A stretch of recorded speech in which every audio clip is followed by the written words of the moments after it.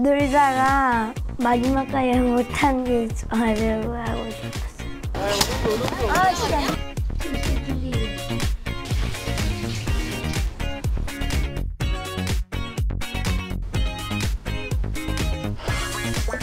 이 친구들은 지금 학습하는 습관을 길들이는 게 중요한데 패스를 할 때도 둘이 아무리 해도 안 늘어요. 수학은 결과만을 보는 학문이 아닙니다. 사실은 과정이 훨씬 더 중요합니다. 그렇죠.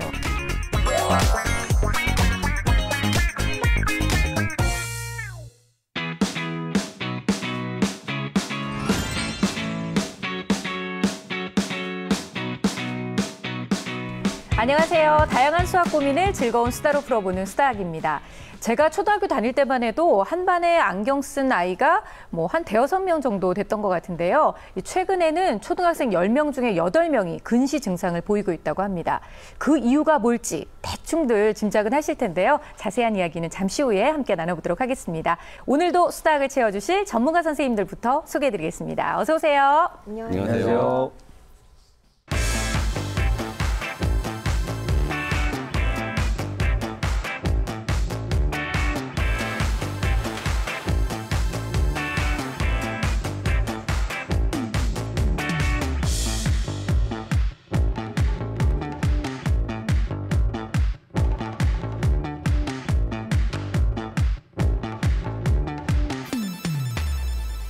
이리 씨, 네. 이게 몇이게요? 2개요. 아, 그래요? 그럼 이렇게 해보세요. 이렇게? 이렇게. 이렇게 해보세요. 이렇게. 역시. 그거는 그 근시 교정용 안경 아니었죠? 아, 이거요? 그럴 줄 알았어요. 제가 쑥 들어가네. 아, 저는 알이 없습니다. 그러니까요. 눈이 좋네요, 그러니까. 눈이 괜찮죠. 저는 안경을 패션으로 끼고 다니는데 네. 어렸을 때 그러잖아요. 책 많이 보면 눈 나빠진다고 그래가지고 저는 눈을 지키기 위해서 밖에서 많이 놀았습니다. 아니 어머님이 정말 차라리 안경이라도 좀 꼈으면 좋겠다는 마음이 아니셨을까요? 어쨌든 간에 저는 그래도 놀기도 많이 놀았고 네. 대신에도 눈도 지켰으니까 저는 만족합니다. 여한이 없군요. 네, 여한이 없습니다. 요즘 초등학생들의 이 근시 증상에 대한 얘기 앞서서 잠깐 해드렸는데요. 그 조사 결과를 보면 80년대 23%였던 것이 90년대 들면서 38%, 2000년도에는 50%를 육박하다가 지금은 심하든 아니든 10명 중에 8명이 근시 증상을 보이고 있다고 해요. 제가 생각하는 그 이유 때문은 아니겠죠? 바로 이 스마트폰. 스마트폰이 이제 유전적인 요소를 제외하고도 스마트폰 때문에 아이들이 근시가 많이 되는데요. 보통 아이들이 서너 시간씩 스마트폰을 쓰고 이게 유아들까지도 가기 때문에 앞으로도 근시가 더 많아질 거라고 생각합니다. 그러니까 아이들 학습 관리를 위해서 부모님들께서 노트북이나 아니면 태블릿 PC, 말 그대로 스마트폰 앱 이런 것들을 활용하다 보니까 아이들이 계속 화면을 보게 되겠죠. 당연히 눈의 피로가 심해지고 시력이 저하될 수밖에 없습니다. 네. 사실 요즘은 아주 어린 서너 살 아이한테도 얼른 울기 전에 바로 스마트폰으로 해서 재밌는 동영상 같은 거 보여주시잖아요. 이런 영향도 굉장히 클 것 같다는 생각이 맞습니다. 들어요. 그러니까 안과 전문의들이 권장하는 그 모니터 이렇게 주시하는 시간은 1시간 정도니까 그런 걸 좀 염두에 두고 교육시키셨으면 좋겠습니다. 근데 솔직히 안경을 낀다 생각하면 민성호 선생님도 그러시고 김세식 선생님도 그러시고 좀 지적인 이미지가 있잖아요. 저희 어렸을 때는 그런 지적인 이미지가 좀 부러워서 갖고 싶어서 TV를 막 열심히 가까이서 보고 이랬던 경험이 있거든요, 사실은요. 근데 죄송한데요. 네. 안경을 낀 사람이 이렇게 3명인데 남자가 2명만 지적이다 그러고. 그걸 뭘 그렇게 꼭 집어서 뭐든지 다 예외는 있는 거예요. 예외라는 것이. 저는 더더욱 안경이 필요한 사람입니다. 왜냐하면 저는 안경을 껴야 사람처럼 보여요. 그래서 낀 거예요. 한번 벗어볼까요? 깜짝 놀라시던데 괜찮으시겠습니까? 아유, 당황스럽네. 얼른 써주시기 바래요. 대한민국 대표 안경빨 3명이 있는데 3위가 유재석 씨, 맞아요. 2위가 뽀로로, 그리고 1위가 접니다. 안경을 꼭 껴야 되는 사람이에요. 뽀로로, 진짜 뽀로로도 항상 쓰고 있네요. 항상 쓰고 있잖아요. 그것도 칼라테로. 그렇죠. 그렇군요. 근데 사실 여학생들은요, 조금 더 시력을 지켜줘야 되는 이유가 이 예쁘게 눈화장하고 안경으로 가리면 속상하거든요, 사실. 그렇죠. 맞아요. 라면 먹을 때도 김설이고 또 목욕하거나 수영할 때도 안경 끼면 되게 불편하잖아요. 네네. 저는 두 분이 안경 쓰셨는데 제 자랑은 아니지만 어릴 때부터 멀리서 보고 환한 데서 보고 관리를 좀 했어요. 네. 시력이 좀 좋은 편이거든요. 근데 관리를 하셔야 됩니다. 외국 사례 보면요. 싱가포르에서는 30분간 눈활동을 하고 나면 5분은 쉬세요라는 캠페인도 있었고 또 일본에서는 시력보호 프로그램 프로그램 자체를 체육 정규 교과에 편성했다고까지 해요. 네. 그러니까 어머니께서 꼭 눈도, 내 아이의 눈도 좀 관리해 주시는 게 필요합니다. 그러니까요. 눈 운동도 좀 많이 해야 될 것 같아요. 맞습니다. 그리고 대한민국에서는요. 눈이 안 나빠지면서 수학 공부하는 방법이 바로 네. 우리의 수다학입니다. 아니 지금 그게 말이 된다고 생각하는 거예요? 정말로? 이렇게 넘어가줘야 또 담당 PD님이 좋아하시죠. 아유, 네. 저는 이렇게 감히 얘기하고 싶습니다. 그 권장 시간이 1시간이라고 그러셨잖아요. 1시간 정도는 수다하게 양보하세요. 정말 여러분의 눈이 조금 나빠지더라도 꼭 지켜야 되는 방송. 바로 여러분들의 수학을 지켜주는 방송 수다학. 오늘도 놓치지 마시기 바랍니다. 자, 오늘은 과연 어떤 어머님의 어떤 고민이 기다리고 있을지 지금부터 화면으로 함께 만나보겠습니다. 오늘 의뢰인을 먼저 만나볼까요? 초등학교 3학년 이동혁, 이동우 엄마 장현경입니다. 오늘은 쌍둥이 엄마가 신청을 해주셨네요. 친구들하고 노는 거를 중점으로 두고 학교 끝나면 밖에서 많이 놀고 집에 와서도 둘이 형제끼리 많이 놀고 제가 저녁에 늦게 오니까 애들이 좀 낮 시간에 학교 끝나고 일찍 오면 스스로 했으면 좋겠어요. 3학년이 되면서 수학을 어려워하는 것 같고요. 다른 성적들은 그냥 비교적 무난하게 흘러갔는데 수학 점수가 30점대에서 90점대까지 왔다 갔다 편차가 상당히 심해가지고 고민이 생겨서 프로그램에 신청을 하게 되었습니다. 이곳은 쌍둥이 형제의 방. 침대도 2개씩 똑같은 모양으로 갖춰져 있네요. 방 안쪽엔 책이 가득하고 어머, 그런데 책상이 없네요? 오늘의 주인공은 쌍둥이에요. 정말 똑같이 생겼어요. 네. 쌍둥이들은 방 대신 거실에서 공부한다는데요. 아무래도 남자아이 둘이 방 안에서 복작복작 공부하기가 쉽진 않겠죠?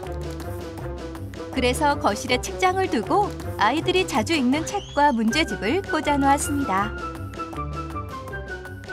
저희 애들은 문제집 한 권으로 같이 풀고 있어요. 그래서 안에는 텅 비어 있고요.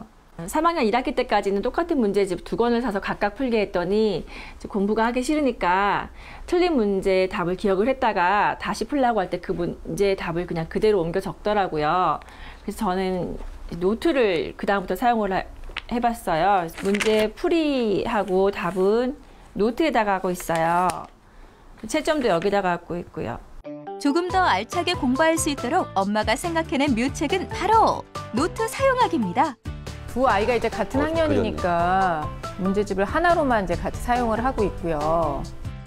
저희 애들은 스토리텔링 문제를 좀 힘들어하는 것 같아요. 기본적인 곱셈, 덧셈 뭐 이런 연산들은 잘 알더라도 그 잘 알고 있는 문제가 스토리텔링, 그러니까 실생활에 관련된 문제에 녹여서 나올 경우에 이해를 못하고 어렵다고 생각하고 안 풀려고 하더라고요. 스토리텔링 수학은 수학적 개념들을 생활 속에 도입해 쉽게 이해할 수 있도록 만들어진 문제인데요. 쌍둥이에겐 어렵기만 한가 봅니다. 제가 직장에서 늦게 들어오기 때문에 아이들 둘이서 이제 학교 끝나고 집에서 놀이하는 시간이 많은데 애들이 좀 낮 시간에 학교 끝나고 일찍 오면 스스로 했으면 좋겠어요. 그래서 얘기를 많이 했거든요. 근데 우선은 그게 안 되고 있고 시험을 위해서 공부를 하기보다는 지금 학교에서 배우고 있는 그 수학 과정을 충분히 이해를 하면서 즐겼으면 하는 바람입니다. 수학이 어려운 쌍둥이를 위한 해결책이 필요합니다. 네, 오늘의 주인공은요. 초등학교 3학년 쌍둥이입니다. 우리가 사실 그 수다학 사상 최초로 등장하는 쌍둥이라서 더욱더 많이 기대가 되는데요. 아까 그 유치원 졸업사진 봤죠? 네네. 누가 봐도 그냥 복사해서 2장 걸어놓은 것 같이 너무너무 똑같이 생겼어요. 그러니까 어머니 입장에서 좀 이해가 되는 게 사실 태어났을 때 기쁨이 2배였다면 지금 이제 수학 때문에 고민이 2배지 않을까. 그렇죠. 쌍둥이다 보니까. 그래서 네. 오늘 방송은 이 쌍둥이를 돕거나 뭐 형제라던가 자매라던가 이렇게 남매를 둔 맞벌이하는 어머님들이 보시면은 너무나 그렇죠. 도움이 될 것 같아요. 맞아요. 오늘 이 전문가 선생님들도 해결책을 2배로 더 잘 주리라 믿습니다. 그렇습니다. 네. 알차게 준비하셨을 거라고 믿고요. 일단 쌍둥이 아이들이요. 노는 걸 너무 좋아한대요. 일단 엄마가 맞벌이셔서 집에 돌아오시는 하시는 그 시간까지 아이들이 둘이만 있어야 되는데 그 시간 동안 거의 놀이터에서 산대요. 집에를 안 들어온대요. 그리고 그러니까 어머니의 가장 큰 고민은 우리 아이가 혼자 있는 그 시간 동안 좀 스스로 공부를 할 수는 없을까요? 라는 것이 어머님의 가장 큰 숙제인데요. 일단은 2학년 때까지는 조금 잘했대요. 근데 3학년에 올라오면서 수학을 유독 또 어려워하고 수학 점수에도 편차가 심해지기 시작하면서 맞벌이 하시는 엄마가 걱정이 이만저만 아니거든요, 선생님. 그런데 수학의 편차가 나타나는 이유는 아주 간단합니다. 공부를 안 했기 때문이에요. 그래서 편차가 나타난다고 하면 지금 초등학교에서는 평가를 학기 말에 한 번 정도 하는데 편차가 나타나는 건 여러 번을 봤다는 거잖아요. 그럼 단원 평가를 실시한 것임에 분명해요. 근데 그 단원 평가라는 게 이 아이가 이해를 했는지 그 기초 내용을 확인하는 수준이지 정말 평가라고 하기에는 좀 부족한 내용이거든요. 근데 대부분 100점을 맞거든요. 실수하면 90점 이런 정도인데 30점처럼 이렇게 낮았다는 건 결손이 일어났다는 거예요. 그래서 그 부분에 대해서는 공부를 해야 됩니다. 그렇군요. 3학년은 나눗셈, 분수, 소수 이런 개념들이 나오는 단원인데 아이들에게는 약간 좀 추상적일 수도 있거든요. 그래서 단원 편차가 좀 나타날 수 있는 단원이기도 합니다. 그래도 조금 점수상으로는 너무 좀 낮은 거는 아무래도 선생님 말씀대로 결손이 일어났는데 특히나 어려워하는 부분이 그런 부분이죠. 말로 된, 글로 된 부분을 이렇게 숫자로 바꾼다든지 이런 부분이요. 어떤 것에 몇 분의 몇 이런 것들이 좀 많이들 어려워해요. 초반에 좀. 그래서 그런 것들을 좀 주시해서 보시면 좋을 것 같습니다. 네, 사실 이제 이 아이들이 3학년이라는 거에 좀 집중을 해야 되는데 3학년 때면 웬만하면 아이들이 크게 어려워하지 않고 넘어갈 수 있는 부분인데 이제 점수 차이가 좀 크게 나니까 어머님 걱정을 하고 계세요. 근데 또 무엇보다 저 눈에 좀 띄었던 것이 아이들이 방에서 공부를 하지 않고 거실에서 공부를 해요. 근데 저희가 거실에서 공부하는 아이들은 뭐 여러 번 봤죠? 근데 저는 책상의 모양이 많이 좀 눈에 띄었는데 원탁이다 보면 거의 대부분 앉아서 밥을 먹거나 아니면 놀거나 우리가 대화를 할 때도 원탁에서 좀 많이 하잖아요. 저도 거실에 둥근 책상이 좀 걸렸거든요. 그것은 유치원에서 많이 활용하는데 이렇게 초등학교 가게 되면 처분하는 경우가 많습니다. 그래서 보통은 그 둥근 책상은 책을 펼쳤을 때 허공의 일부분이 책에 뜨게 돼서 공간 활용이 제대로 되지가 않아요. 그리고 의자를 봤더니 아까 전에 초등학교 3학년의 체격에 비해서 좀 작은 듯한 느낌이 들었어요. 엉덩이가 한 3분의 2 정도만 걸쳐질 것 같은 그런 사이즈였어요, 느낌상. 앉았어도 이렇게 꽉 끼는 이런 그런 의자 같은 느낌이 들어서 게다가 그 위에 반 공간이 뭐 신문지니 안경집이니 전자기기로 또 꽉 차 있어서 전혀 활용이 되지 않는 것 같아요. 그래서 어차피 책상은 지금 앞으로 고3 때까지 쭉 필요한 것이니까요. 이 기회에 어머니께서 책 걸상을 구비하셔서 침실 또는 거실에 이렇게 좋은 곳에 배치해서 활용했으면 좋겠어요. 네. 저희가 사실은 아이들이 이제 문제집에서 문제집 푸는 것을 보는데 이제 쌍둥이다 보니까 문제집을 하나만 가지고 같이 공동으로 지금 사용하고 계세요. 그래서 노트풀이를 봤거든요. 노트를 펼쳐주셨는데 처음에는 살짝 좀 놀랐어요. 선생님도 그러셨죠? 네, 내 눈이 필요 없었습니다. 그냥 너무 잘 보이셨어요? 잘 보이더라고요. 그래서 많은 고민 없이 이게 딱 이거 보자 그랬더니 문제점이 잘 발견됐거든요. 근데 우선은 첫 번째 필기가 산만했고 그리고 문제집을 좀 2권 사주셔서 각자 풀게 해서 약간 어떤 경쟁심도 유도하고 그런 식으로 좀 지도를 해주셨으면 좋겠고요. 그리고 이제 풀이를 직접 보니까 얘들이 나눗셈을 정확히 모르겠구나라는 게 너무 눈에 잘 보인 게 25 나누기 4하고 51 나누기 8 이렇게 풀어 놓은 게 있었어요. 그런데 거기에 쓰여져 있지 말아야 될 숫자들이 쓰여 있더라고요. 그러니까 4, 6 했는데 갑자기 4가 있고 또 거기도 8이 있고 그냥 4와 8을 왜 썼는지를 모르겠더라고요. 그래서 얘네들이 지금 나눗셈뿐만 아니라 이 곱셈과 나눗셈의 어떤 관계라든지 구구단에서 약간 어느 정도 좀 비어있는 부분이 있을 수도 있겠다는 생각이 좀 들었어요. 이 관계를 연결짓지 못한다거나 그런 생각이 들었고요. 또 하나 이런 게 또 맞았다고 채점이 돼 있더라고요. 그랬나요? 맞았다고 채점이 들었어요. 그래서 이게 피드백도 없구나. 어머님이 이걸 보시고서 이게 왜 과정이나 이런 것들을 좀 체크해 주시는 부분들이 없었구나라는 게 좀 잘 보였습니다. 그리고 저는 일단요, 이 노트 풀이만을 봐서는 아이가 아주 정확하게 맞춘 게 아니기 때문에 이 문제가 뭐였는지 그리고 또 이 답이 그래서 왜 맞는지 이거를 구분할 수가 없잖아요. 그래서 문제집을 꼭 아이당 하나씩은 좀 풀어야 맞는 게 아닌가라는 생각이 들고요. 아이들이 워낙 또 이제 눈높이가 비슷하고 같이 노는 걸 좋아하니까 우리 한번 봐봐요. 대본을 우리 둘이 같이 본다고 생각해보면 이렇게 이거 해야 되는데 하다가 눈 맞으면 또 막 장난하고 놀고 그럴 것 같지 않아요? 일단 놀게끔 하는 그 역할을 해줄 수 있을 것 같아요. 문제집 하나가. 맞습니다. 자꾸 이게 머리를 맞대고 있으면은 자꾸 서로 하다가 한 사람만 딴 생각을 해도 같이 따라가게 돼 있거든요. 그렇죠. 딴청하게 돼 있거든요. 그래서 아무래도 좀 걱정이 많이 됩니다. 예. 그것도 문제지만 한 3학년 정도 되면 자아가 형성되는 때고 네. 그러면 자기 소유 물건에 대한 애착이 가거든요. 근데 이 수학 문제집이 내 거가 아니라는 생각이 있고 잠시 이용만 한다고 생각하면 애착 관계가 또 안 생길 가능성도 있어요. 그래서 그것 때문에 수학을 더 싫어하게 될 가능성도 있어 보이고 네. 또한 연습장의 문제를 풀더라도 제가 늘 강조하는 건데 줄을 맞춰 푸는 연습은 정말 해야 될 것 같아요. 아이들이 글씨를 크게 쓴다는 게 그게 좋은 게 아니거든요. 글씨를 칸 안에 맞춰 쓰는 노력을 할 때 또 이게 뇌가 자극을 받아서 머리도 좋아집니다. 네, 그렇군요. 자, 스토리텔링 문제를 이제 힘들어한다 얘기를 했는데 스토리텔링 문제 푼 것을 봤어요. 네, 사실 봤습니다. 답을 적어놓기는 했는데 한편으로는 얘가 이 문제의 의도를 파악했을까라는 게 궁금했었고 일단 말이 너무 장황하게 막 써 있어서 네. 이것도 좀 잡아줘야 될 부분이 아닌가 생각했거든요. 예, 이 부분에서 드리고 싶은 말씀이 이런 거죠. 수학은 결과만을 보는 학문이 아닙니다. 사실은 과정이 훨씬 더 중요합니다. 그렇죠. 분명히 답은 맞았어요. 그런데 네. 과정이 틀렸어요. 그 설명한 과정이 틀렸거든요. 그래서 결국에 이 문제의 의도를 이해하지 못했고 그 3분의 1 큰 수리, 1 작은 수리라는 그 설명 부분을 분수하고 개념을 연결짓지 못한 거예요. 사실은 네. 의도를 이해하지 못하고 답을 어떻게 맞췄는지는 잘 모르겠지만 답은 맞았어요. 그러니까 답에 맞았다는 것을 너무 중요하게 생각하지 마셔야 돼요.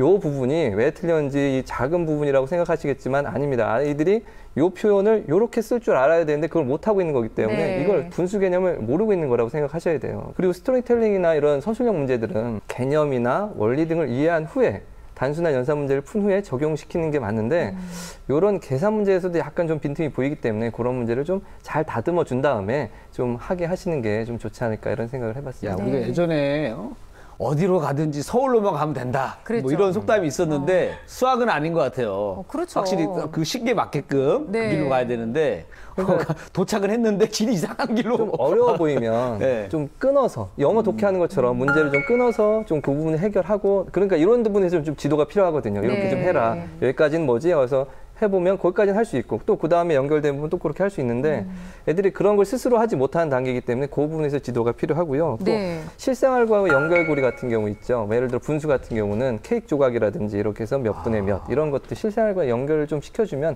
아무래도 조금은 근접할 수 있겠죠. 네. 그 스토리텔링 못하는 경우는 일단 언어적인 문제가 있는 경우도 의외로 많아요. 그래서 저는 아이들한테 읽는 법을 가르쳐줄 때 의미구별로 끊어 읽는 연습을 해도 네. 그것만으로도 좀 개선이 되기도 하거든요. 예를 들면 그 뭐 수학으로 고민하는 부모를 위한 수다학 의미구별로 끊는 거잖아요. 근데 아이들을 읽으라 그러면 수학으로 고민하는 그렇죠. 이런 예. 식으로 읽는 아이들이 있어요. 그러면 문제를 아무리 읽어도 의미가 안 들어오기 때문에 얘 스스로 그 문제를 파악을 못 하는데 그게 수학이라고 해서 다른 부분은 아니거든요. 근데 단순 연산은 그냥 숫자만 나와 있기 때문에 의미구별로 끊는 의미가 없지만 스토리텔링 문제는 분명히 언어적인 요소이기 때문에 끊어서 읽는 연습을 평상시 하면 조금 개선될 수 있습니다. 네, 이 동혁이와 동우가 1, 2학년 때는 그래도 제법 잘 따라갔다고 하는 게 어머니 말씀이에요. 그런데 3학년에 올라오면서 수학을 유독 더 어려워하고 수학 점수에도 편차가 심해졌다고 말씀하셨는데요. 과연 아이들이 어떤 지금 성향을 가지고 있고 또 어떤 상태이기 때문에 그런지 저희가 또 검사를 진행해봤습니다. 검사 결과 좀 알려주시겠어요? 예, 그 언어성이 좀 낮죠. 그다음 그러네요. 동작성은 높고. 동혁이의 경우입니다, 현재. 예, 예. 네. 단기 방금 기억력과 얘기하신 대로 진짜 평균. 언어성에 조금 약점이 있네요. 예, 그래서 강점으로 보면 이제 숫자나 공통 그림 찾기 이게 강점이고 약점은 순차 연결, 기호 쓰기. 그래서 언어성 쪽에 또 특별히 약점이 이렇게 보여요. 네. 또 다른 학생 볼까요? 네, 동우의 경우입니다. 동우도 역시 언어성이 낮죠. 근데 동작성도 좀 낮아요, 이 친구는. 네. 근데 단기 기억력은 의외로 높습니다. 그래서 이 아이나 두 아이를 보면 둘 다 언어성이 낮아요. 언어성이 낮다는 것은 언어성은 후천적으로 개선이 잘 되는 거거든요. 그렇죠. 네. 그러니까 바깥에서 많이 노는 아이들이 동작성하고 기억력 같은 건 좀 괜찮고 언어성이 낮은데 전반적으로 학습량이 떨어졌기 때문에 네. 이 아이가 인지 능력이 개발될 수 있는 특히 언어적으로 그게 약했을 거고 이런 언어적이 약한 게 다른 학습에 뭐 수학이 아닌 다른 과목에도 영향을 미쳤을 가능성이 있고요. 수학 성취도 평가를 했는데 그 강점은 이제 계산 영역이었고 약점은 이제 추론하고 문제 해결력인데 이게 둘 다 되게 비슷해요. 네. 그 전반적인 인지 능력도 둘 다 비슷하고 그래서 역시 그 쌍둥이들은 타고난 것도 비슷하고 환경도 근데 비슷하고. 환경도 비슷했기 때문에 약간의 차이는 있긴 하지만 대체로 다 비슷하다고 볼 수 있죠. 그럼 어떻게 보면 서로 굉장히 비슷한 점이 많다는 건 그만큼 부모님이 노력할 수 있는 부분이 어느 정도 정해져 있으니까 예, 훨씬 나은 그렇죠. 거 아닌가요? 일단 이 어릴 때는 어머니가 줄 수 있는 솔루션이 비슷하다고 볼 수 있어요. 네, 그나마 다행인 것 같아요. 만약에 이 두 아이에서도 또 편차가 심하다면 어머님이 누구한테 맞춰줘야 될지 굉장히 좀 혼란스러우셨을 것 같은데 그나마 아이들이 비슷하다고 하니까 좀 같은 길을 걸 수 있을 것 같고요. 자, 이번에는 저희가 이제 동혁이와 동우, 오늘의 주인공 쌍둥이를 만나볼 텐데요. 워낙 노는 거를 좋아해서 어머님 걱정이 많으신데 얼마나 노는지. 정말 어머님 말씀대로 학교 갔다 오면 집안에 발을 들이기 전에 진짜 엉덩이를 붙이고 앉아 있는 적이 없다고 하거든요. 하여튼 얼마나 노는지 저희가 함께 지켜보도록 하겠습니다. 함께 만나보시죠. 학교를 마친 동혁이와 동우를 만난 곳은 바로 놀이터.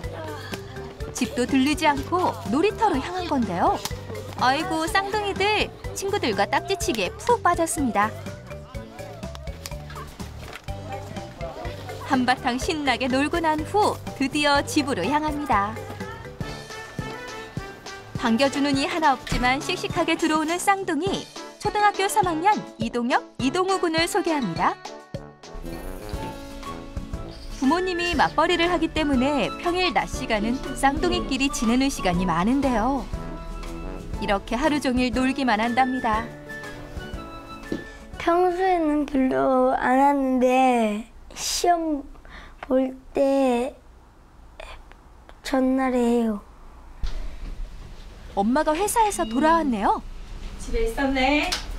아, 오늘 단원평가 넌 봤지? 그래도 공부 안 했지? 어, 너도 같이 공부 좀 해봐. 응? 시험 끝났다고 공부 안 하면 어떡해? 둘 다 정리하고 이제 지금부터 단원평가 준비하는 거야. 다 정리하자. 평상시에는 공부를 거의 못하고 있고요. 그냥 시험이 있다 그러면 그때 그 시험에 맞춰서 벼락치기를 하는 편이에요. 엄마의 말에도 제 할 일만 하는 아이들. 종이야. 너 아까 엄마가 뭐라 그랬어? 뭐 하라 그랬어? 알았어. 그래도 엄마가 무섭긴 한가 봐요. 벌떡 일어나네요. 너도 똑같이 공책에다 해. 공책 가지고 와. 어차피 하는 거 똑같이 해 그냥. 이미 시험 봤잖아. 시험 봤는데 시험 봤으면 뭐해. 알지도 못하면서. 공부 하나도 안 해가 너 몇 점 받았어? 알림 점 써있지? 몇 점이지? 평균이 몇 점에 넌 몇 점이지? 공부 안 해서? 빨리 가지고 와. 왜 안 하냐면 그 뭐였지? 책에 아직 놀다가 마지막까지 못한 게 있어가지고 하고 싶었어. 어렵게 책상 앞에 앉은 쌍둥이. 이제 공부에 집중하나요? 동혁이는 이제 시험이 코앞에 다가왔기 때문에 마지막으로도 열심히 지금 하려고 하는 거예요. 잠시 후 공부하던 아이들이 장난을 치기 시작합니다. 던지고 찌르고. 아이고 얼굴만 봐도 웃음이 나나 봅니다. 그런 아이들의 모습을 지켜보던 엄마는 10분도 가지 않은 집중력에 한숨이 푹푹 납니다. 결국 아이들에게 다가가는데요. 왜 똑바로 앉아야지. 공부할 때 뭐야. 자세가 삐뚤으니까 지금 공부가 안 되는 거잖아.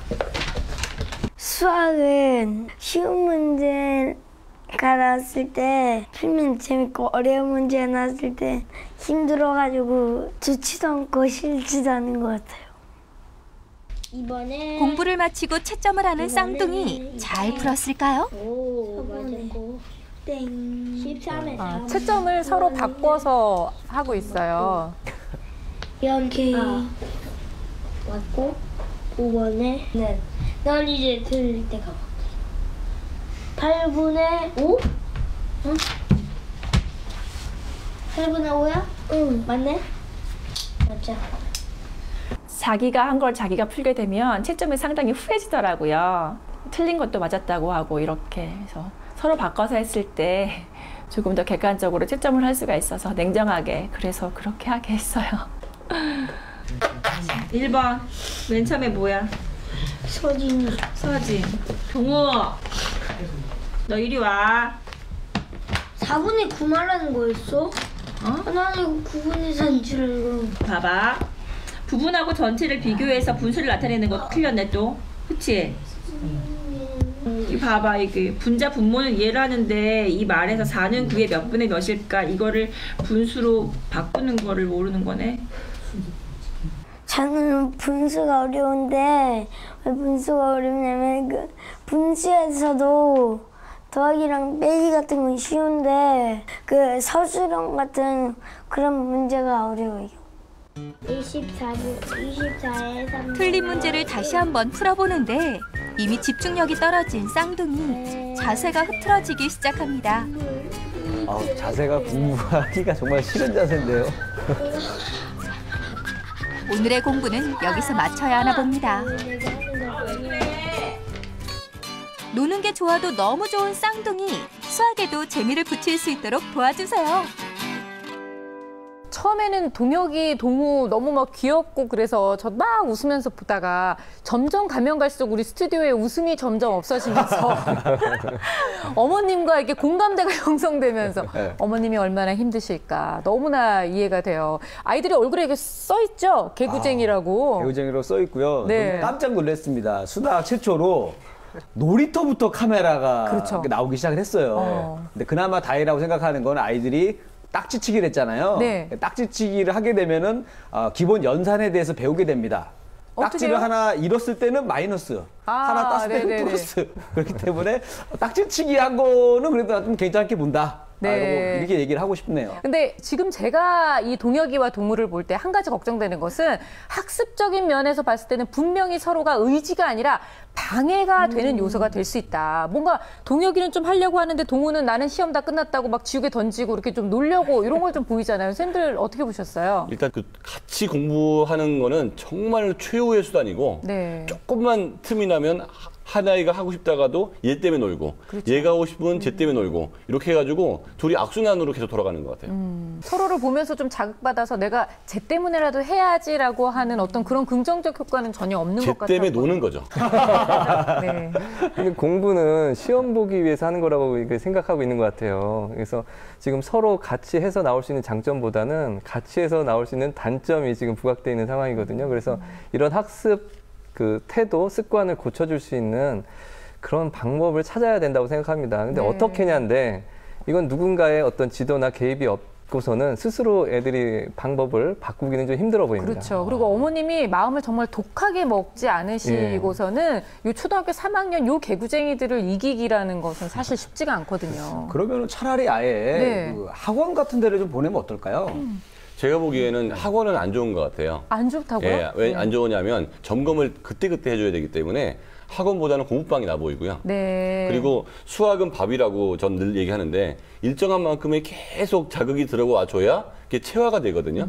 그래서 매일 가는 공부방을 보내야 되고 아이들이 이제 가기 싫어한다고 해서 엄마가 포기해버리면 자 누군가는 도와줘야 된단 말이죠. 그러니까 얘네들이 가만둬서 할 수 있는 상황이 아니어서 습관이 들 때까지는 도와줘야 되는데 엄마가 그 역할을 못하면 네. 정말 누군가를 찾아줘야 되는데 학원보다는 제가 보기엔 공부방이 좋을 것 같아요. 아니 실제로 어머님께서요 좀 방법을 여러 가지 써보셨어요. 뭐 돌봄 교실, 그다음에 학원을 1, 2학년 때 보내기는 하셨다고 하는데 아이가 많이 힘들어하고 학원 가는 걸 너무 싫어한대요. 그래서 아이도 지치고 엄마도 지치니까 이제 아이 학원도 이제 끊으신 상태라고 말씀하셨고요. 일단은 어머니가 가장 지금 신경 쓰시는 건 맞벌이하는 그 시간 동안만큼 이 아이들이 스스로 뭔가를 좀 했으면 좋겠다. 이게 어머님 고민이시거든요. 그 돌봄 교실이나 학원에 다녔을 때 이 아이들이 다니기 싫어한 까닭은 좀 산만하거든요. 지금 네. 굉장히. 그러다 보니까 지적을 받았을 거고 그랬겠죠. 그러니까 다니기가 싫었을 거예요. 그래서 이 친구들은 지금 학습하는 습관을 길들이는 게 중요한데 공부할 때 반드시 분리가 필요합니다. 네. 그래서 어머니께서 이제 지시만 할 것이 아니라 먼저 환경을 바꿔주셔야 돼요. 그래서 책상을 나란히 놓는 것도 좋은데 제 생각에는 하나는 침실, 하나는 거실에 놔도 될 것 같아요. 그래서 아이들이 하루에 1시간씩 수학 공부를 하는데 30분씩 텀을 둬요. 예를 들면 한 명이 30분 20분간 수학 문제를 풀면 또 한 명은 한쪽 방에서 수학 만화를 보는 거죠. 네. 그러면 얘는 30분이 안 가지만 이 수학 만화는 30분이 일찍 가요. 그러면 정확하게 지켜야 너야 이제 나 수학 만화 이제 너 풀어. 바로 정확하게 교환이 이루어져요.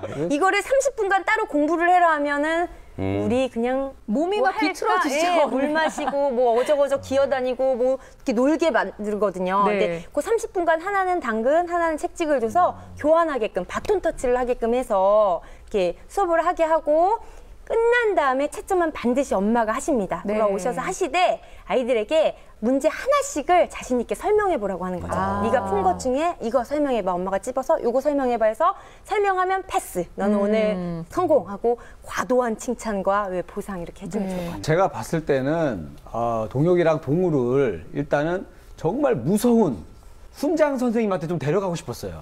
맞아요. 그래서 훈장 선생님한테 좀 예절에 대해서도 배우고 좀 효에 대해서도 좀 먼저 배우고 나서 그래야지 좀 엄마도 좀 어려워하기도 하고 내가 뭘 해야 되는지 알지 않을까 해서 좀 정신교육을 한번 좀 과감하게 한번 시키면 어떨까 이런 생각을 해봤습니다. 네. 아니 일단 아이들이 같은 공간에서 앉아서 공부하는 거는 저는 정말 절대 반대인 것 같고요. 근데 역시나 분수가 어렵다라는 얘기를 본인 입으로 했어요. 네. 분수가 일단 너무 어렵고요. 그렇죠. 어머님이 걱정하시는 건 이제 서술형 문제를 아이가 어려워한다라고 얘기를 하셨는데 구체적인 요 지침을 좀 주셔야 될 것 같아요. 자주 해야 되는 게 답이죠. 뭐 다른 거 없는데 사실은. 네, 근데 익숙해져야죠. 이제 규칙적으로 해야 된다는 것도 답이 될 수 있습니다. 그러니까 어머님이 뭐 아무리 맞벌이시더라도 저녁 때 오셨을 때 어느 정도 몇 시부터 몇 시까지 뭐 30분만이라도 적어도 적어도 30분만이라도 이렇게 봐주시는 게 가장 중요하고요. 근데 아무래도 기초가 좀 부족한 학생들은 구체물하고 좀 연결시켜주고 실생활하고 연결시켜주는 것이 가장 좋은 방법입니다. 네. 그렇게 통해서 좀 익숙하게 만드는 과정을 거쳐야 서술형 문제도 풀 수 있겠죠. 그리고 하긴 어머니가 아까 오시자마자 뭐 또 뭐 부엌에서 일하셨으니까 저녁 준비하시면서 아이들하고 구체물 가지고 이렇게 분수 뭐 몇 분의 몇을 한번 나눠볼까 이런 거 해보시는 것도 나쁘지 않을 것 같아요. 좋은 그렇죠? 방법인 것 같아요. 네. 자, 이쯤에서 아이들의 일과가 좀 많이 궁금합니다. 사실 어머니가 회사 끝나고 오실 때까지 아이들이 몇 시간 정도를 혼자 있는지 그럼 그 시간을 어떻게 또 활용할 수 있는지 우리가 함께 또 생각을 해봐야 돼서요. 하루 일과표 함께 좀 지켜볼게요. 안 봐도 대충 알 것 같은데요. 취침, 뭐 자유시간일 것 같은데. 네. 1시 40분부터 5시 10분까지 한 4시간 정도가 이제 자유시간이 주어지고 그리고 저녁 시간에도 자유시간이 있어요. 굉장히 프리한 아이들이에요. 저는 10시부터 11시까지의 자유시간이 정말 불필요한 시간 같거든요. 그래서 아예 10시에 취침을 하고 차라리 자라. 네, 네. 아침에 1시간 더 일찍 기상을 하는 거죠. 아침 차라리 7시에 일어나서. 그래서 어머니가 이제 바쁘시다면 아침 시간 1시간을 벌어서 그때 조금 지도를 해주셔도 되고 네. 또는 자유시간도 굉장히 길잖아요. 그래서 이때 반드시 하루에 1시간 정도는 수학 공부를 할 수 있는 처음에는 공부가 안 되겠죠. 엉덩이 붙이고 앉아서 습관을 들여야 돼요. 네. 그런 1시간이 반드시 필요합니다. 근데 어머니께서 딱딱 정해서 이때 이렇게 하면 서로 방해를 하기 때문에 지금 노는 게 습관화되어 있기 때문에 어렵기 때문에요. 그 분량을 자기가 스스로 정하게 문제집을 함께 고르는 것도 좋아요. 풀고 싶은 거 골라 해서 자기가 푼 문제집을 가지고 이제 분량을 정해서 얼마만큼 풀 거야. 너는 아침에 풀 거야? 너는 자유시간 때 언제 풀 거야? 라고 시간까지 자기가 스스로 계획을 해서 그걸 어머니는 확인하시는 게 좋죠. 그래서 그걸 계속 연습해 보시는 게 필요합니다. 그렇네요. 아침에 자유시간 아니면 저녁에 자유시간을 좀 활용하는 게 좋다라는 말씀이신데 근데 어머님이 강하게 통제를 할 수 있는 성격이 아니시기 때문에 오히려 아이들이 더 이렇게 풀어지는 경향이 있는데 이거 지금 잡아주지 않으시면 어머니가 평생 고민하실 수 있을 것 같거든요. 그러니까 엄마는 아무리 바빠도 그 권위가 있어야 돼요.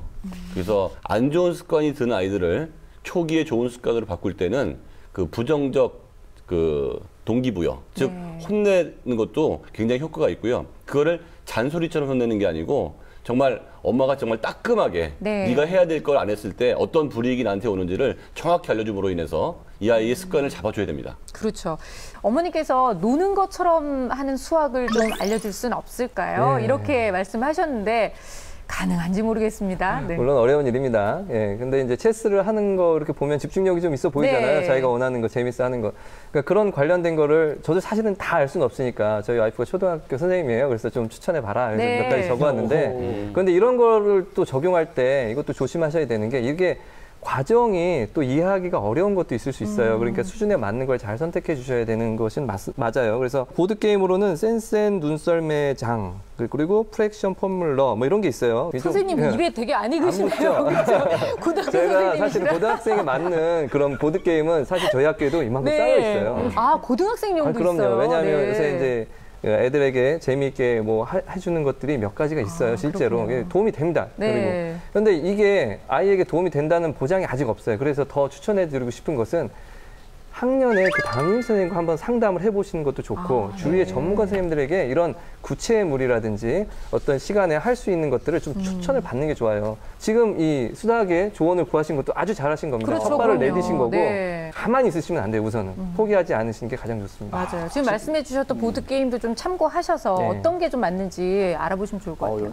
준비를 많이 해오셨네요. 네. 아내분까지 이렇게 수다학을 위해서 또 자료 찾아오고 해서 보이지 않는 출연자로 나오셔가지고. 부부가 출연료 이렇게 일부를 드리고 있습니다. 아, 그러시군요. 그러면 괜찮습니다. 아니, 저희가 네. 또래 학습이라는 얘기 많이 하잖아요. 동혁이하고 동호한테도 이런 또래 학습 딱 좋지 않나요, 선생님? 그 동기가 돼 있거나 실력차가 좀 나거나 아니면 그 실력이 다 좋거나 네. 이런 경우는 또래 학습이 굉장히 효과 좋거든요. 근데 아까 체스를 할 때도 둘이 아무리 해도 안 늘어요.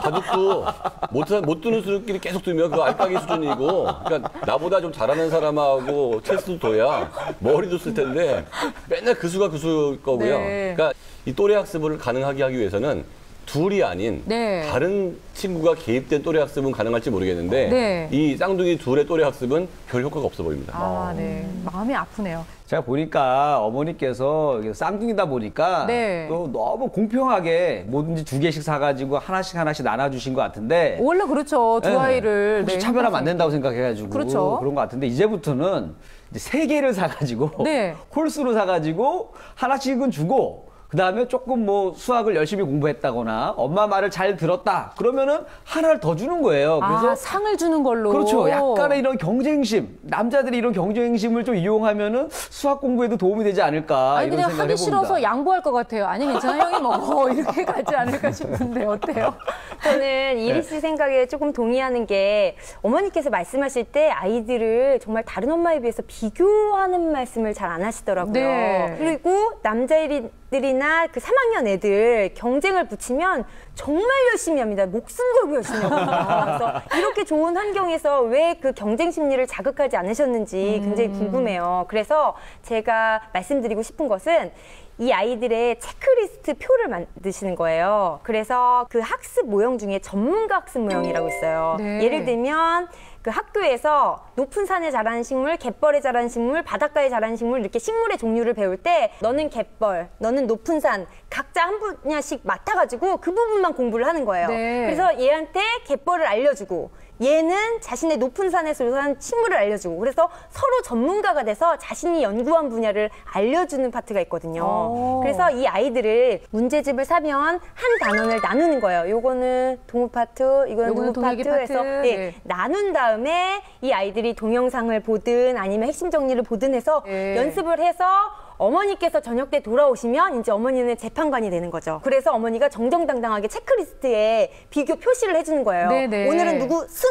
하면 그게 별거 아닐 것 같은데 남자애들이 정말 고래가 춤을 춥니다. 그래서 어머니께서 꼭 이걸 해보시길 제가 권합니다. 네. 어머님께서 아마 오늘 방송을 보고 나시면 아, 내가 뭔가 역할을 해야 되는구나 라고 분명히 느끼실 거예요. 근데 어디서부터 어떻게 시작하지? 좀 그런 가이드라인을 좀 주셨으면 좋겠어요. 이렇게 습관이 안 드는 아이한테 엄마가 꼭 해줘야 될 거는 명확한 짓을 해줘야 돼요. 너 공부해, 많이 해, 시험 때인데 안 하니? 이렇게 하면 얘가 뭘 해야 될지를 모르기 때문에 막막하죠, 아이 예, 입장에서도. 오늘은 여기서부터 여기까지 동영상은 요 사이트에 들어가서 요걸 봐야 되고 끝난 다음에 점검할 때도 많은 엄마들이 내가 가르쳐야 된다는 강박관념이 있어요. 근데 많은 엄마들이 선생님이 아니거든요. 그렇죠. 그래서 동영상이든 좋은 선생님을 찾아주는 게 엄마 역할이지 반드시 내가 가르치려고 하지 말고 근데 엄마가 꼭 해야 될 거는 점검이죠. 그렇죠. 했으면 반드시 점검을 해야 되는데 이 점검을 할 때 늘 제가 강조하는 것 중에 하나지만 엄마한테 다시 설명해봐. 아까 그 선생님이 설명한 것처럼. 그러니까 네 스타일대로 설명하지 말라는 거죠. 네. 그렇게 하면 이 아이가 선생님 말을 더 열심히 들을 수밖에 없어요. 그리고 또 언어적인 부분도 분명히 그렇죠. 더 좋아질 거고요. 그러니까 스스로 할 수 있는 여건이라면 이런 걱정을 안 할 텐데 제가 보기엔 스스로 하기 어렵기 때문에 누군가의 도움이 절실합니다. 꼭 네. 필요하고요.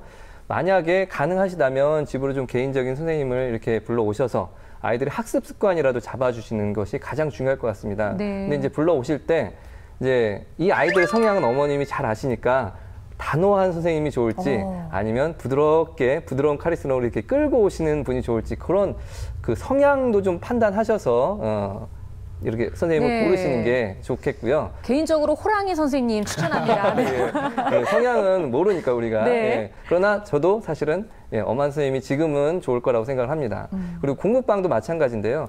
아까 아이들이 공부방을 부담스러워 한다고 했기 때문에 그렇다면 그런 걸 좋아할 수 있는 친구들과 함께 한다든지 네. 아니면 자기들이 좋아하는 그 유형의 선생님이 있는 곳이라든지 그런 것을 좀 꼼꼼하게 보셔야 가능하지 않을까 이런 네. 생각이 합니다. 공부방을 안 가거나 아니면 학원을 안 가는 가장 큰 이유 중에 하나가 거기서 애착 관계가 안 생겼을 것 같거든요. 네. 그래서 저는 그 아까 딱지 멤버 있잖아요. 아, 멤버가 딱 있더라고요. 네. 딱지를 치다가 얘네들이 또 왜 딱지를 그만두냐면 걔네들이 어디가 간단 말이죠. 그렇죠. 분명히 이게 공부하러 갈 거란 말이죠. 걔네는 이제 학원에 가는 거예요. 일정하게 놀았으면 아이들은 이제는 공부할 시간. 얘네들은 또 딴 데 쏘놀잖아요. 그래서 그 딱지 멤버들이 가는 공부방을 좀 보내서 아니면 학원을 보내서 애착 관계가 형성돼 있는 곳이기 때문에 추가로 뭔가를 더하는 게 조금은 쉬울 수 있습니다. 아, 네. 아, 그거 너무 좋네요. 멤버를 구성을 딱 구성해서 딱지 멤버가 가는 학원을 어머니께서 딱 공략하셔서 꼭 같은 수준이 아니더라도. 그렇죠. 네. 어쨌든 어머니 힘을 내셔야 됩니다. 자, 우리 오늘은요, 쌍둥이의 사연 함께 만나봤어요. 역시 쌍둥이 키우는 것도 만만치 않고 공부 가르치는 것도 쉽지 않은 것 같은데요. 우리 동혁이와 또 동우를 위한 전문가 선생님들의 결정적 한방 함께 들어보겠습니다. 제 결정적 한방은 목표의식입니다. 딱지치기 할 때의 표정과 수학 문제 풀 때의 표정은 완전히 다르죠. 딱지치기 할 때는 딱지를 뒤집어야 한다는 목적이 분명히 있기 때문입니다. 수학에도 목적을 분명히 정해주세요. 제 결정적 한방은 점검 철저입니다. 그 아이들이 스스로 공부할 거라고 엄마들이 기대하는데 점검하지 않으면 어른들도 마음대로 하는 경우가 있거든요. 그래서 일정한 부분을 지시를 하고 반드시 확실한 점검을 해줘서 습관이 들어야 됩니다. 제 결정적 한방은 포기 금지입니다. 쌍둥이 키우느라 힘드시죠? 아마도 정말 많이 힘드셨을 겁니다. 그러나 아이들이 변화할 수 있다는 믿음을 가지시고 꾸준히 하셔야 합니다.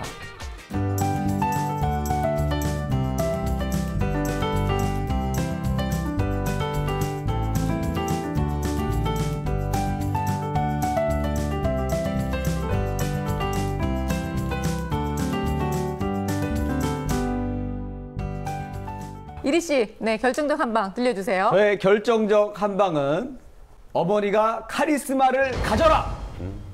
이걸로 하고 싶습니다.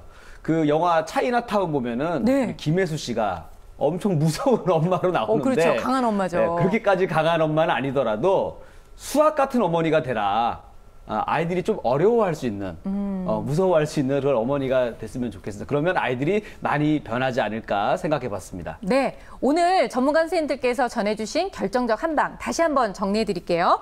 목표의식, 점검 철저, 포기 금지, 그리고 카리스마를 가져라.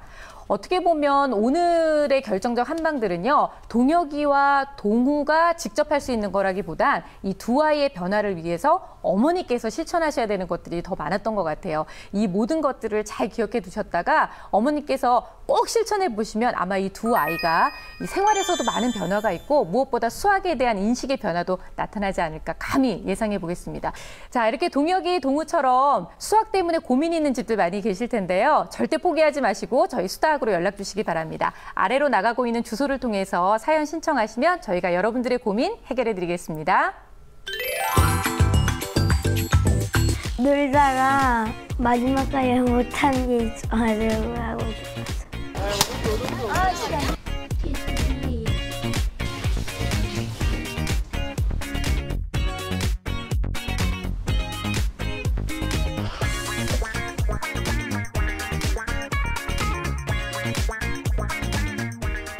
오늘 수다학에서는요, 조금 산만하고 아직까지 학습 습관이 제대로 잡히지 않은 아이들에 대한 이야기를 나눠보고 있는데요. 사실 엄마 입장에서는 아이가 이렇게 누구한테든 아이가 좀 산만해요, 이런 얘기 들으면 굉장히 머리 아프거든요. 가장 고민되는 부분이잖아요. 그럼요. 제일 걱정이죠. 근데 문제는 아이가 산만한데 성적이 낮으면 이 산만한 것과 성적 낮은 게 연결이 돼서 어머니가 관심을 갖거든요. 네. 근데 아이가 산만한데 성적이 중상위권이면 잘 지내다 보다 하고 그걸 무시할 수 있죠. 그거를 눈여겨보지 않고 지나치는 경우가 많아요. 그래서 학습 습관을 제대로 잡지 못해서 나중에 크게 고민하시는 경우 굉장히 많이 봤거든요. 네. 그러니까 어머니들께서 아이가 조금 산만하다 느껴지면 그 결과를 떠나서 학습 습관을 좀 살펴보시는 게 꼭 필요합니다. 네.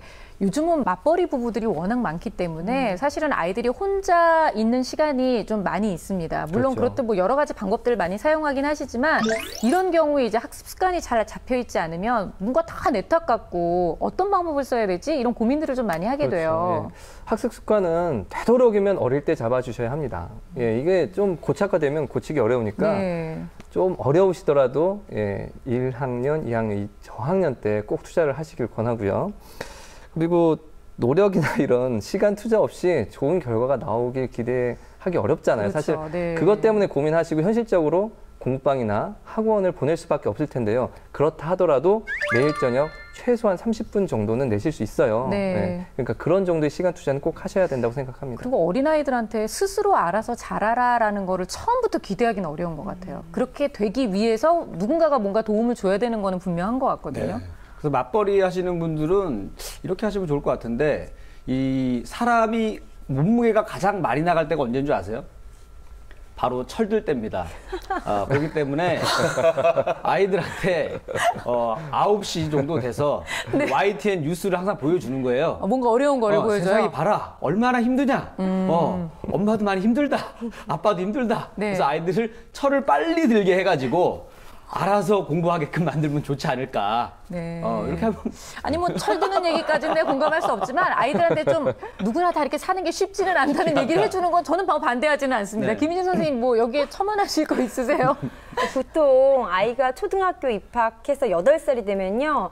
아이들이 유치원이나 어린이집 다닐 때도 휴직을 안 하시던 어머니가 1년간 휴직하시는 경우가 굉장히 많아요. 네. 아이의 공부 습관을 잡아야 된다고 생각하시기 때문에 고민도 많고 더 이렇게 힘들 수 있는 시기거든요. 중요한 시점이라고 생각하죠. 네. 이런 경우에는 어머니께서 담임 선생님과 학기 초에 이제 상담을 하시고 도움을 요청하셔서 네. 그러니까 조금 더 생활 습관이나 이런 거에 대한 도움을 주시고 혹시 잘못된 게 있으면 문자로라도 언제든 연락을 주시면 제가 저녁 때 함께 가정과 연계지도 하겠습니다라는 네. 적극적인 의사를 보여주시면서 아이의 그 자잘한 것을 캐치하시는 게 좋아요. 그다음에 두 번째는 최소 일주일 정도는 휴가를 내시든 연차를 쓰시든 하셔가지고 그 아이의 학교 방과 후서부터 어디 장소에 가서 무엇을 공부하고 어떻게 하고 밥은 어디서 먹고 엄마가 오기 전까지 하루 일과 있죠. 네. 그거를 계획을 하셔서 아이와 함께 일주일 동안 실천하십니다. 월, 화, 수, 목, 금, 토, 일을 실천을 하셔서 아이에게 습관이 되게끔 얘네들 사실 모르거든요. 어떻게 하는지도 모르고 시간이 얼만큼 그렇죠. 맞는지도 잘 네. 몰라요. 그래서 이 아이들에게 그 습관을 엄마가 손잡고 분명하게 지도해 주시는 게 필요합니다. 그다음 이것도 조금 힘드시다 하시면 초등학교 내에 돌봄 교실이라고 있거든요. 그래서 네. 1학년부터 6학년 다 갈 수 있는데 1, 2학년이 거의 대부분이에요. 온종일 엄마품 교실이라고 해서 밤 9시까지도 해요. 그래서 그래서 나라의 지원해서 굉장히 큰 프로젝트로 잘하고 있기 때문에 돌봄 교실 추천합니다. 아, 네. 돌봄 교실. 이런 것도 좀 한번 확인해 보시면 좋을 것 같아요. 오늘 또래 학습에 관한 얘기도 나왔는데요. 또래 학습의 장점? 또 어떤 게 있을까요? 예, 또래 학습은 협업을 통해서 자기의 능력을 주는 거잖아요. 바꿔주고 하는 건데 능력이 비슷한 아이들끼리도 서로 주고받을 게 있어요. 왜냐하면 같은 실력이지만 자기가 장점이 조금 다를 수도 있거든요. 네. 그리고 능력 차이가 나면 또 한 사람한테 배울 수 있는 기회가 있고 베풀 수 있는 기회가 있고 그리고 협업을 통해서 뭔가 이뤄냈기 때문에 물론 능력이 많은 아이들이 더 많은 역할을 하겠지만 나도 작게라도 우리 학습에 공헌을 했다는 것 때문에 했다, 네. 보람을 느낄 수 있기 때문에 또래 학습은 굉장히 좋습니다. 다만 공부하기가 다 싫어하는 그런 케이스에는 별 도움이 안 될 수가 있죠. 네. 그러니까 어떤 계획된 의도 없이 그냥 함께 둔다는 것만으로 공부가 되는 게 아니니까 그런 건 주의하셔야 돼요. 예. 그러니까 어떻게 얼마나 공부하는지 그리고 어떤 내용을 공부하는지 이런 것들을 주도할 수 있는 그 또 학생이 있는지 이런 것들을 체크하셔야 돼요. 그리고 주도하는 학생이 없다면 이건 비춥니다. 네. 예. 저희 학교에 고등학교이지만 저희 학교에 이런 아주 좋은 사례가 있는데요. 공부를 아주 잘하는 학생이 자 우리 시험 기간 얼마 남았는데 같이 공부하자 해서 대여섯 명을 모았어요. 그러니까 끝나고 교실에서 그 아이가 지도를 해주는 거예요. 네. 아이들은 배워서 좋고 이 아이는 설명하기 때문에 한 번 더 강화가 되니까 좋고 결과가 너무 차이가 나서 수능 성적이 그 결과 나왔잖아요. 네. 다른 반이 10명이 1등급이라면 이 반은 25명이 1등급이 된 거예요. 너무 이번에 그 결과가 그렇죠. 나온 거 이번 얘기하시는 결과는 거예요? 상승 효과가 난 거죠.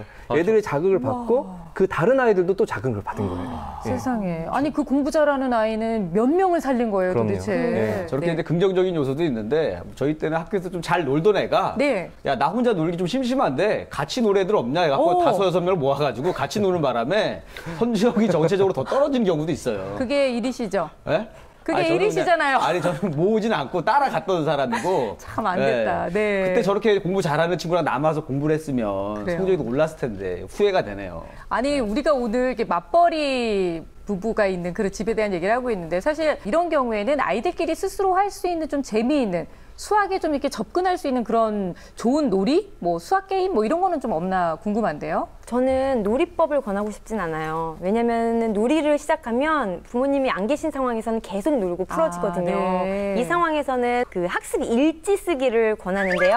학교에서 1, 2, 3, 4, 5교시 공부를 했잖아요. 그럼 집에 와서 아주 간단하게 과목명을 쓰고 그다음에 몇 교시에 뭘 배웠는지를 핵심 내용만 간단하게 쓰는 거죠. 그다음 중요한 건 마지막 칸에 이것에 대한 자신의 이해도를 상중하로 표시하는 거예요.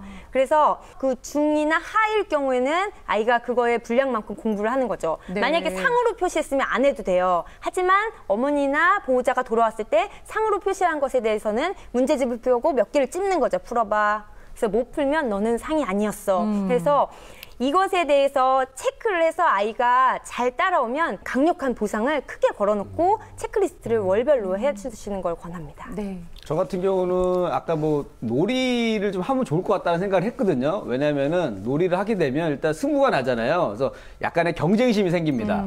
예. 그래서 저는 그 부루마블 게임을 좀 추천하고 싶어요. 네. 그 게임을 하게 되면 뭐 돈도 거실러 줘야 되고 하다 보면서 자연스럽게 연산이 좀 공부가 되고 게다가 덤으로 부동산에도 좀 관심을 가질 수가 있습니다. 네. 빌딩도 짓고 뭐 별장도 짓고 해야 되다 그렇죠. 보니까 그래서 부루마블 게임 같은 거를 좀 집에서 하면 어떨까 이런 생각을 좀 해봤어요. 네. 네. 오늘 말씀해 주셨던 이런 보드 게임들도 많이 활용해 하시면서 아이가 너무나 또 게임으로만 치우치지 않게 그 중심을 좀 잘 잡을 수 있게 도와주시면 좋을 것 같고요. 무엇보다 뭐 일하는 엄마, 일하는 아빠까지는 뭐 그렇다 치더라도 일단 내 눈앞에 보이지 않을 때 내 아이가 어떻게 하고 있나 누구나 다 걱정되는 그런 부분이 아닌가 싶어요.